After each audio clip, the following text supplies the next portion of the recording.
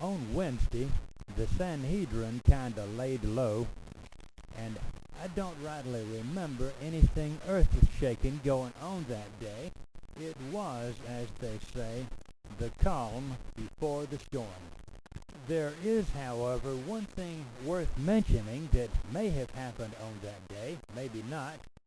Jesus and his disciples and a bunch of his followers had supper at the home of a fellow who was indelicately called Simon the leper.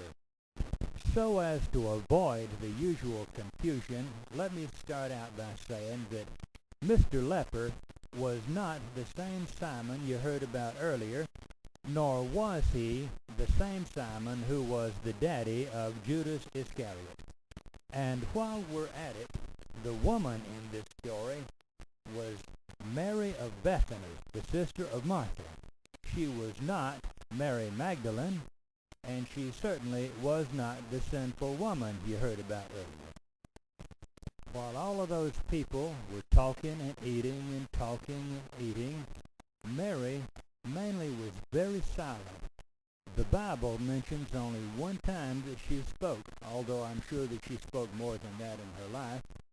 But mainly she spoke with her actions. She quietly witnessed for Jesus.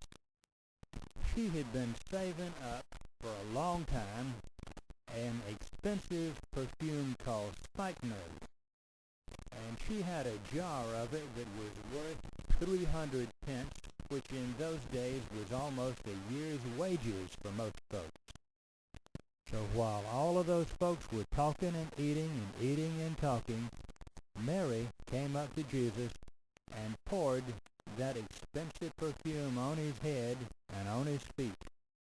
And the whole house was filled with that beautiful, sweet smell. But some folks at that feast did not see it that way.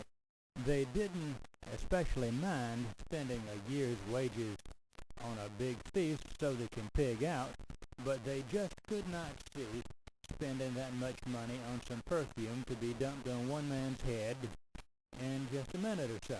Yeah, what a waste of money. Yes, master.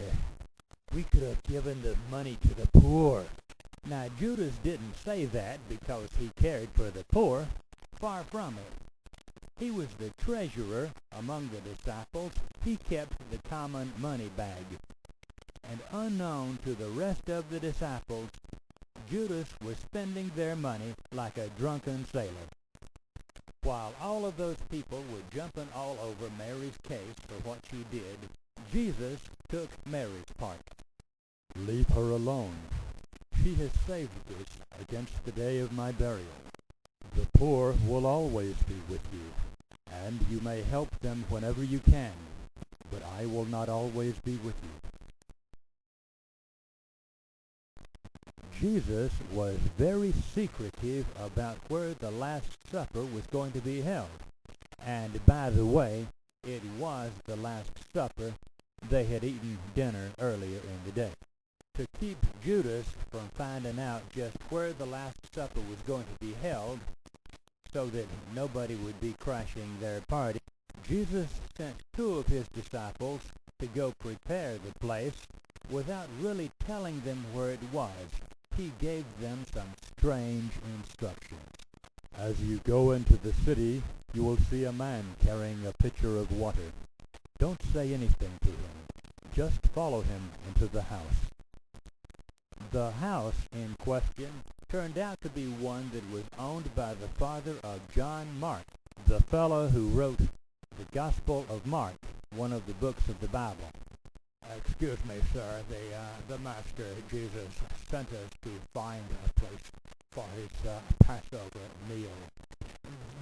Do you have any such place where we could have our Passover meal?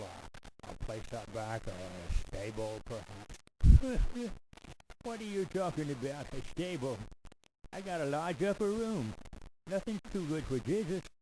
I give him my best.